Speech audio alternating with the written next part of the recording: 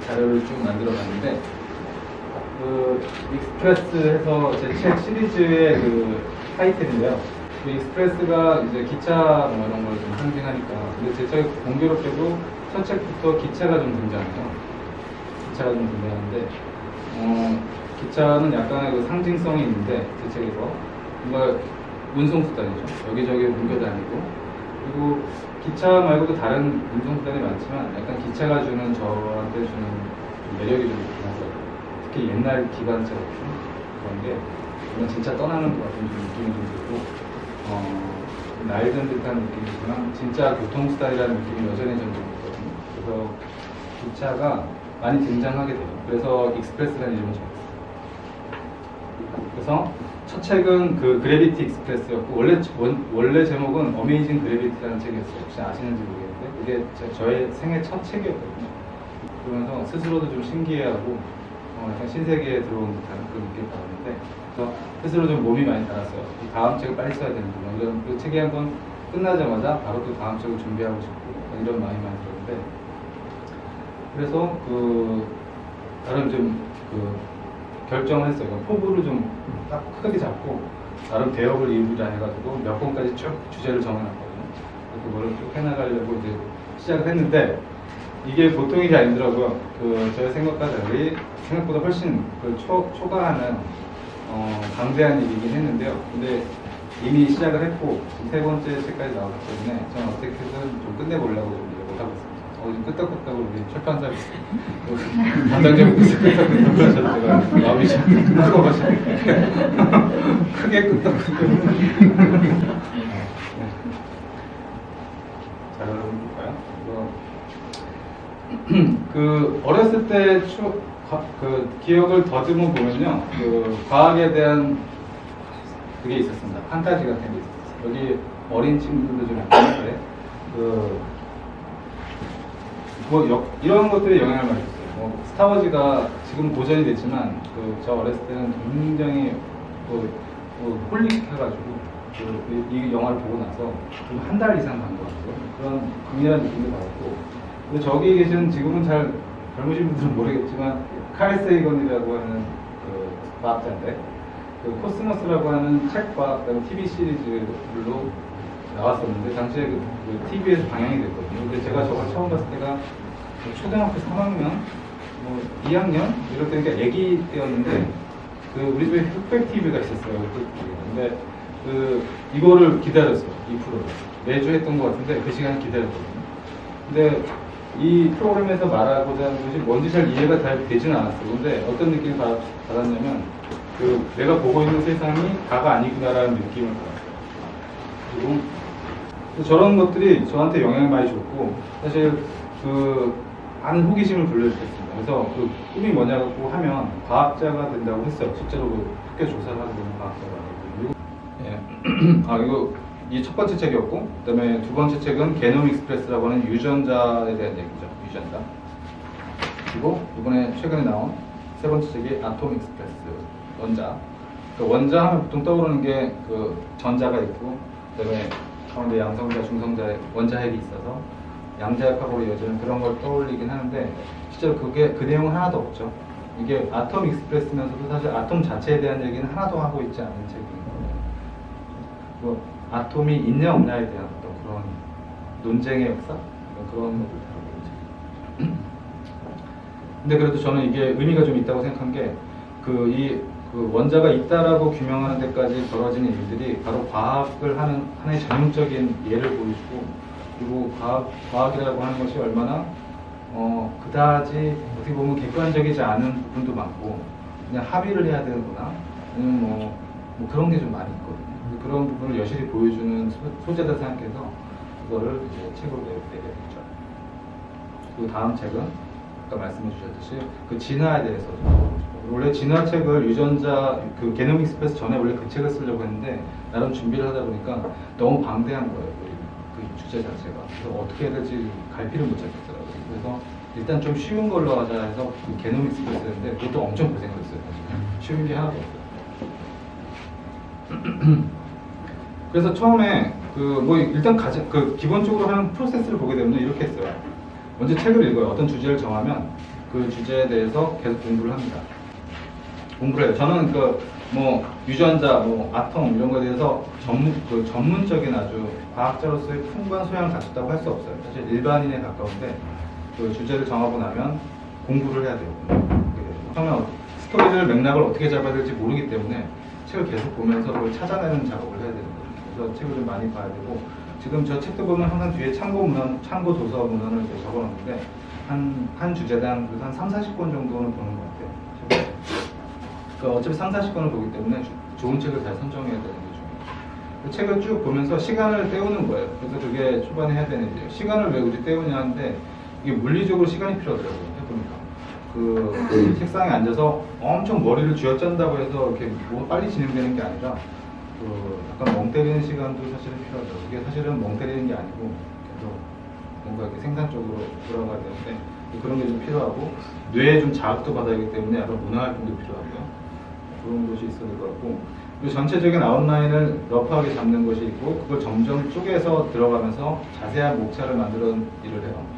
그리고 자세한 아주 목차를 몇 페이지에 걸치는 걸 만들어 놓으면 얼핏 느낌은 책이 다 된 것 같은 느낌이 나거든요. 모델이 좀 안 돼.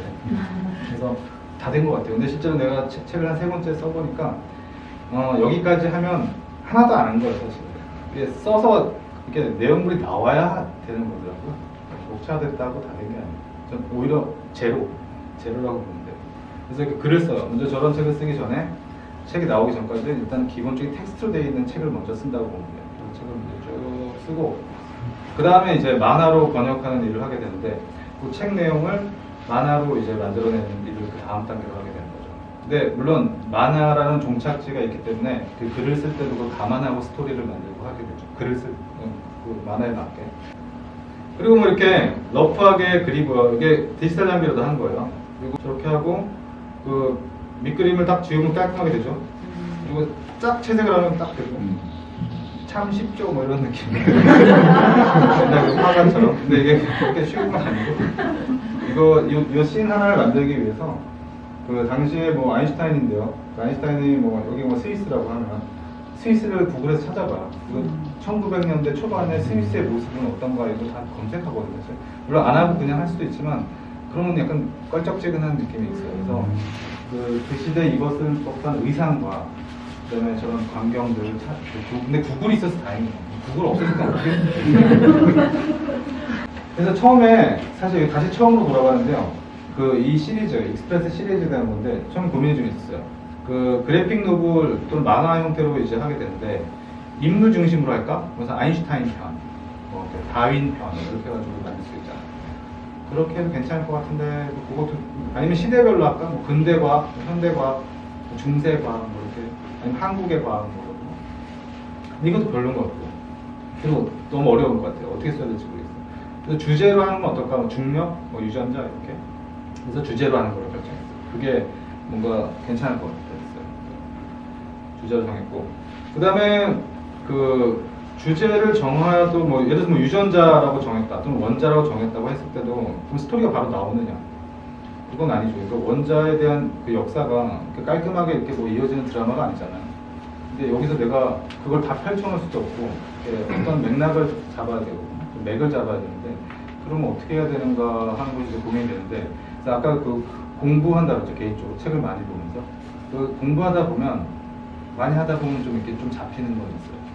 물론 이제 이게 잡혔다가 다시 또 수정하기도 하고 그러는데. 네.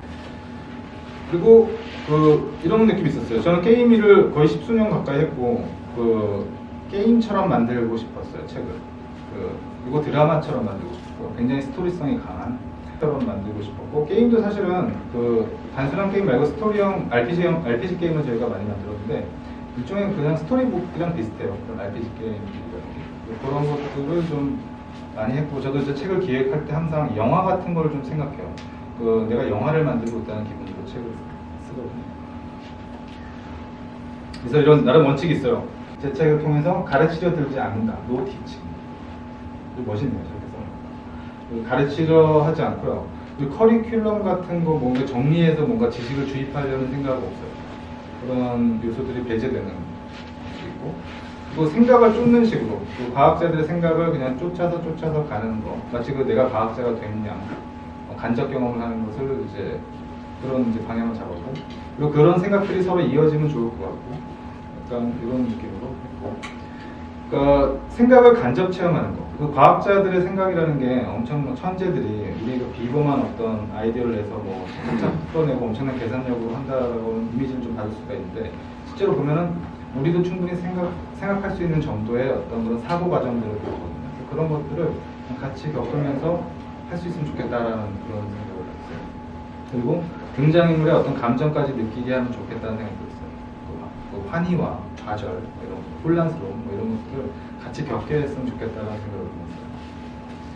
그리고 그 여백을 준다라고 하는 거는 이제 하면서 제가 조금 배운 건데 그 약간 생각할 겨를을 주는 게 중요한 것 같더라고요, 개인적으로. 그 책에서 계속 달리기만 하면 지치기 때문에 가끔 어떤 부분에서 그 의도하지 않은 것처럼 느껴지겠지만 실제로 약간 여백 같은 것들이 있거든요. 그래서 그런 요소들을 좀 넣을 필요가 있더라고요. 그리고 생각에 빠질 시간을 주는 거죠. 그리고 욕심 버리기는 이 작업자로서 지금부터 이제 경계할 것들에 대해서 내가 좀 적어봤는데 책을 이제 하다 보니까 욕심이 생겨요. 하다 보면 욕심이 생겨서 더 들어가고 우리가 내가 이런 것들을 공부해서 알았고 너무 좋은 얘기들인데 이거 다 전달해주고 싶은 생각들이 과하게 되면 책이 이제 골로 가는 거예요. 그 다음에 또 밸런스 조절이라고 하는 건데 이 밸런스 조절은 사실 게임 만들 때 많이 나오는 얘기거든요. 게임에서 되게 게임의 완성도를 높이는 가장 중요한 것이라고 할 수 있는데 그 밸런스라고 하는 게 있어요. 그 좋은 게임과 아닌 게임이 한 끗 차이로 벌어지거든요. 이 난이도를 어떻게 조절하느냐, 여기서 아이템을 줄 거냐 말 거냐, 그리고 얘가 저기로 넘어갈 때 얼마나 그 난이도를 줄 거냐 이런 것들이 되게 중요한데 좋은 게임들은 그 밸런스를 되게 잘 맞춰주는 게임들이거든요. 실제로 게임을 나중에 그 서비스하기 전에 테스트 기간 동안에 그 밸런스 조절이 되게 핵심이 되거든요. 이 만화책 작업에서도 여전히 그게 중요하다는 걸 알게 됐어요. 제가 쓴 책은 일반인들한테 오히려 좋을 수도 있겠다는 생각을 해요. 왜냐면 그 교수님들이나 아니면 어디 전문적인 선생님들이나 이런 분들은 그쪽에서 뭐 오랜 시간 동안 몸담고 있었기 때문에 이미 일반인의 어떤 그거 눈높이를 잃어버렸을 가능성이 크거든요. 그리고 이게 어려운지 쉬운지에 대한 분간이 안 가고 그리고 이런 게 좀 있어요. 근데 저는 어떤 주제를 정하고 나면 사실 바닥부터 공부를 하는 거거든요.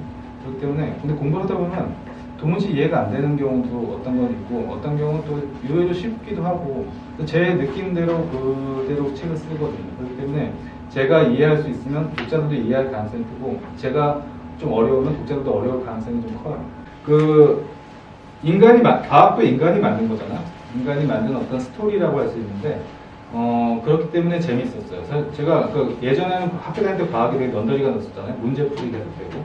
근데 그 왜에 대한 내용은 하나도 빠져 있었고 어떻게 그냥 푸는 거에 대해서만 계속 있었던 거죠. 그리고 그 과학은 굉장히 객관적이라는 인식이 있잖아요. 항상 측정이 중요하고 관측과 측정에 의해서 데이터가 있고 객관성이고 그래서 뭐 반박의 의미 없고 그냥 우리가 인간의 그 과학을 발견하면 되는 거죠. 숨어 있을 텐데 이미 숨어 있을 텐데 발견하면 된다 이런 인식이 있었는데 제가 개인적으로 이 책을 쓰면서 공부를 쭉 해보니까 굉장히 인간적인 냄새가 당연히 많고요. 너무 많고 우리 인간이 하는 일이라는 느낌을 받았어요. 그래서 우리 같이 생각하고 우리 같이 감각하고 이런 한계가 있는 어떤 생물체가 하는 활동이라는 느낌을 받았고 만약 우리와 전혀 다른 외계인이 하는 과학은 전혀 다를 수도 있을 거라는 느낌을 받았어요. 그렇기 때문에 재밌어졌어요. 그렇기 때문에 오히려 재밌더라고요. 그래서 중독성이 있고요. 그래서 앞으로는 어떤 계획을 갖고 있느냐. 이게 처음에 그래비티 익스프레스는 어떤 느낌이었냐면 무한한 상상력과 주도면밀한 관찰과 물려서 인간이 어떤 우주에 어떤 행성에 어떤 위치에 있는지를 알아가는 스펙타클한 반전물이거든요. 그래비티 익스프레스는 반전에 반전을 거듭하는 식의 이야기였어요. 그래서 이게 첫 책이었는데 제가 사실 전공은 생물이었는데 왜 중력 얘기를 했느냐고 했는데 제가 과학에 처음에 게임에서 한참 다니면서 이제 과학에 되게 빠지게 된 계기가 이 중력 얘기였거든요. 상대성 이론에 관련된 책을 봤는데 너무 재밌는 거예요. 그래서 그 뒤로부터 여러 가지를 막 봤던 게 있거든요. 그래서 나름 그 이야기로서의 스토리가 갖춰야 되는 좋은 재료였어요. 그게 반전의 반전. 그냥 중력이라고 하는 건 하나의 현상인데 어떻게 바라보냐에 따라서 전혀 다른 게 되는 게 너무 재밌더라고요. 그래서 반전물이라고 할 수 있어요. 이 그래비티 익스프레스는. 근데 개념 익스프레스는 일종의 어드벤처 모험물이라고 할 수 있어요. 마치 보물 상자를 찾아가는 어떤 그런 해적의 무슨 뭐 어드벤처물 같은 것처럼 그 유전자가 도대체 뭔가라고 하는 것에 대해서 추적해가는 어떤 그런 과정이 있는 약간 어드벤처물이라고 하는 그런 느낌이 좀 있어요. 책적으로 하면서. 그 아톰 익스프레스는 진짜 그 불굴의 의지를 갖고 있는 사람들의 어떤 어려움을 그 돌파해 나가는 그런 역경의 뭐 역삼을 뭐 대서사시 약간 이런 느낌이 좀 있거든요. 그런 느낌이 들어요, 실제로. 만약 영화로 만든다고 그러면 그런 장르의 영화가 될 거거든요. 그래서 그 주제마다 그 성격이 좀 있더라고요. 성격이 있어요. 그래서 지금 다음번 책으로서는 그 에볼루션 익스프레스가 아마 될 텐데 진화에 대한 얘기인데 진화에 대한 얘기는 상당히 서정적으로 흘러가지 않을까 약간 그런 느낌이 있어요. 가장 지금까지 나왔던 책 중에서 단단하면서 좀 이렇게 좀 아름답게 잘 할 수 있을지 모르겠는데 네, 그런 식으로 되지 않을까라는 느낌을 갖고 있습니다. 그다음에 퀀텀 익스프레스를 그 다음 책으로 지금은 점지해놨는데 그 기묘한 세계로 인도하는 판타지물로 아마 갈 것 같아요. 퀀텀 익스프레스 양자역학에 대한 얘기죠. 전자가 어떻게 거동하느냐 이런 부분들이 주된 얘기가 될 텐데 긴 얘기가 많이 나오고 되게 기묘하고 도무지 우리의 상식으로는 상상이 잘 안 되는 희한한 이상한 나라의 앨리스 같은 그런 장르의 어떤 책이 될 것 같고 그다음에 이게 문제인데 사실 광합성을 다루는 책도 하고 싶은데 갑자기 영어가 나오다가 광합성 익스프레스는 이상하잖아요. 그러니까 물론 포토신세시스라고 하는 영어가 있는데 포토신세시스를 일반인들 잘 모르잖아요. 그래서 이거 어떻게 될지 이게 처음 여기까지 이 직전까지는 괜찮았는데 이걸 어떻게 하죠? 포토신세시스 광합성 이상한데 이거 좀 어떻게 해결해야 될 것 같아요. 그 광합성이 왜 중요하냐면 그 에너지에 대한 부분, 그 생물체에 대한 에너지에 대한 부분인데 우리가 보통 진화하는 자연 선택에 의해서 유전자가 뭐 이렇게 진화하고 유전자 어떤 우발적인 우연의 어떤 것이 겹치면서 의미가 만들어지고 이런 거를 주로 많이 다루고 있거든요. 근데 에너지에 대한 거를 많이 강조하고 있는 것 같아요. 생명체 진화에 있어서 에너지, 근데 광합성이라든가 세포 이런 것이 그걸 잘 보여주고 있는 거거든요. 그런 관점에서의 어떻게 보면 이것도 진화에 대한 얘기예요. 근데 이것도 진짜 하고 싶더라고요. 그다음에 유니버스 익스프레스는 뭐 빅뱅이라든가 우리 아주 거시적인 것들 있죠. 우주의 탄생과 뭐 이런 부분들에 대한 다루기 때문에 이건 너무 재밌을 것 같아요. 근데 이것도 좀 해보고 싶고 유니버스 익스프레스라고 하죠. 그래도 이거는 확정은 아닌데 타임, 그러니까 시간만큼 되게 모호한 게 없고 사실 물리학이나 모든 거에서 시간은 사실 중추적인 어떤 변수 같은 건데 이게 도대체 뭐냐는 거죠. 시간이라고 하는 게. 이거에 대해서 좀 다루고 싶은 욕심도 있어요. 타임 익스프레스. 이것도 뭐냐, 면역 익스프레스. 그 생물학 공부하면서 이 면역학이 의외로 재밌더라고요.